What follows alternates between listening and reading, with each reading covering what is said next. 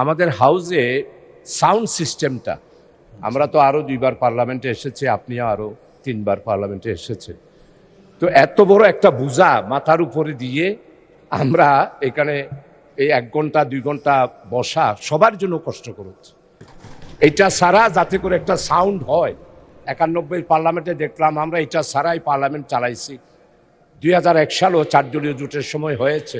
তো এখন এত বড় বোঝা, এটা মনে হয় একটা বাজেট করেছিল আর ওইখান থেকে লুটপাট বাহিনীরা এখানে একটা বিল করে খাওয়ার জন্যই এই ব্যবস্থাটা করেছে মাননীয় স্পিকার।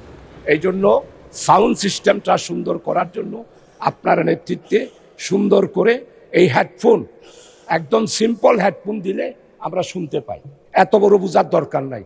আর এটা হেডফোন ছাড়াও পার্লামেন্টের সাউন্ড সিস্টেমটা আধুনিকায়ন করার জন্য আপনার পক্ষ থেকে এইখানে ব্যবস্থা করলে খুশি হব। আপনাকে অসংখ্য ধন্যবাদ মাননীয় স্পিকার। ধন্যবাদ মাননীয় সদস্য।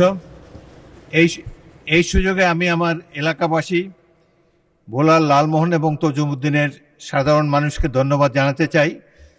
আমার তেমন কোনো গুণ না থাকা সত্ত্বেও তারা পরপর 7 বার আমাকে জাতীয় সংসদের সদস্য হিসাবে নির্বাচিত করেছেন। আমি তাদের কাছে কৃতজ্ঞ।